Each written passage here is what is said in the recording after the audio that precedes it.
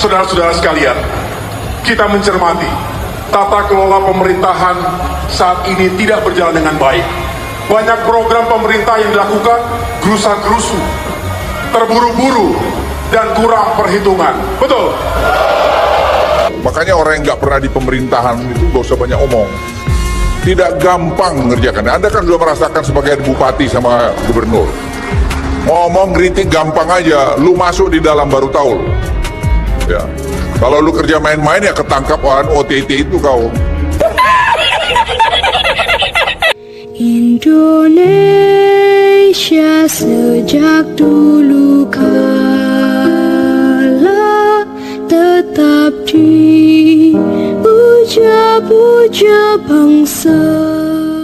Ya, saya nanti bisa memberikan penjelasan kalau mereka mau.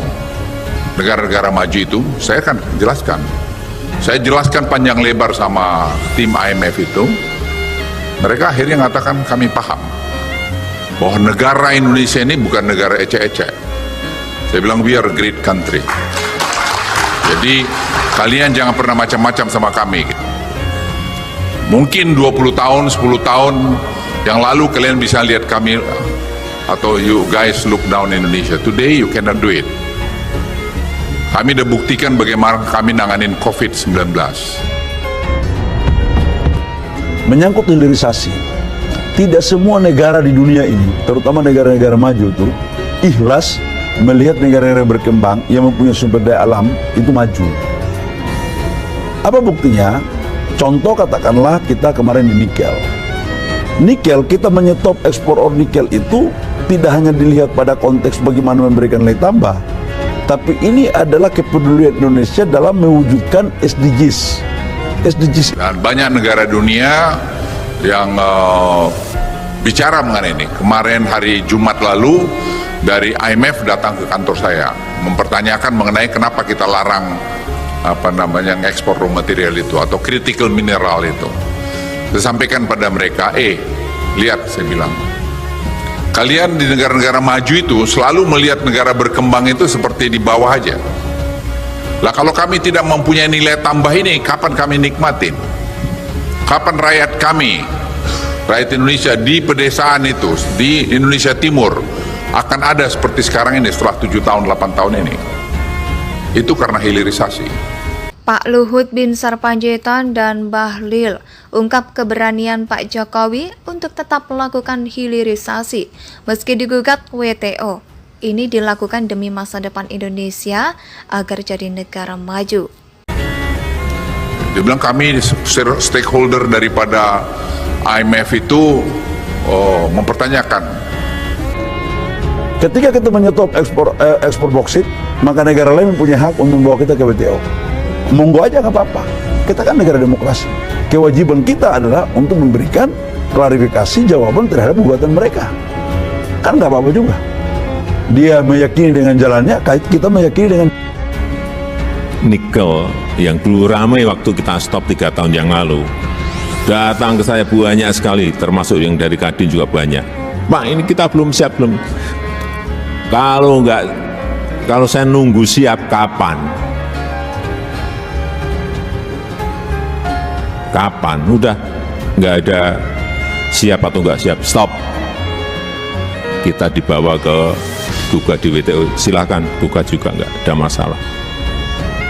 Dulu ekspor kita 7 tahun, 5 tahun, 6 tahun yang lalu, ekspor kita nikel itu 1,1 miliar US dollar. Artinya kurang lebih berapa, 16 triliun rupiah. 2021 ekspor kita dari nikel saja 20,8 miliar. itu kan tidak hanya pada konteks lingkungan, tapi juga harus ada pemberdayaan ekonomi kerakyatan di situ, harus penciptaan kawasan ekonomi dan berbasis lingkungan yang baik. Nah, ketika kemarin kita menyetop ekspor nikel, Uni Eropa kan protes kita, membawa kita gugat ke WTO, dan kemudian tahap pertama kita kalah. Bahwa Presiden memanggil saya, bahwa Presiden memerintahkan Mas Bahlil jangan pernah mau menyerah dari siapapun, apalagi mereka mengintervensi negara. Maju terus, hadapi, negara kita udah maju. Dalam arti kata negara kita sudah merdeka. Jadi kita harus mempunyai konsistensi. Dan apalagi yang tahu masalah negara ini kita, bukan orang lain. Jadi hadapi terus. Ya karena presidennya juga begitu, kita tambah gila lagi bos. Kalau presidennya berani, masa menterinya penakut? Ada, kita tambah lawan lagi barang ini. Dan saya ngomong di hampir semua forum, baik di Eropa, di mana-mana saya ngomong. Indonesia tidak akan pernah gemetar atau takut sedikit pun terhadap tuntutan itu. Kita hadapi. Oh iya, gugat aja. Saya udah bilang kok kemarin. 2021 karena kita sudah ekspor besi baja menjadi minus, defisit kita minus 2,4 miliar. Tahun ini saya pastikan kita dengan RRT plus, surplus.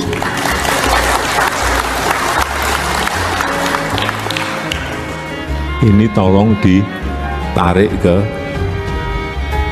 bahan-bahan mentah yang lainnya, jangan hanya nikel. Bapak Ibu kalau nggak siap, join,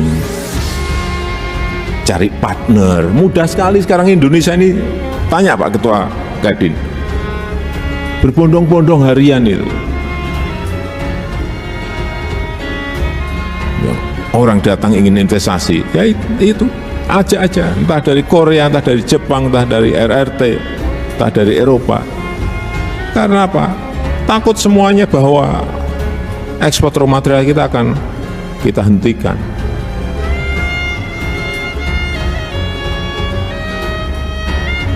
Dan gak ada pilihan, mereka mau tidak mau mereka masih ke sini, bikin industrinya di sini. US dollar lompatannya nih Pak, dari 16 triliun melompat menjadi 300 triliun lebih,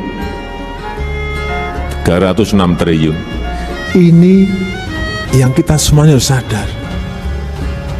Tidak bisa lagi kita sudah berpuluh-puluh tahun ekspor bahan mentah.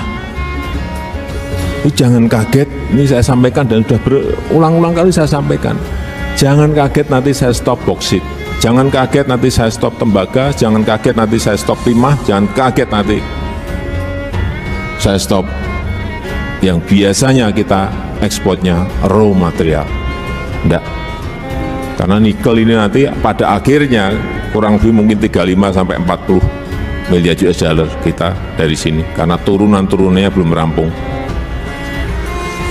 Sehingga neraca dagang kita, saya ingat 2012 minus 7 dengan, ini contoh, dengan RRT minus 7,7 billion US dollar. Indonesia tanah air beta, pusaka abadi nan jaya.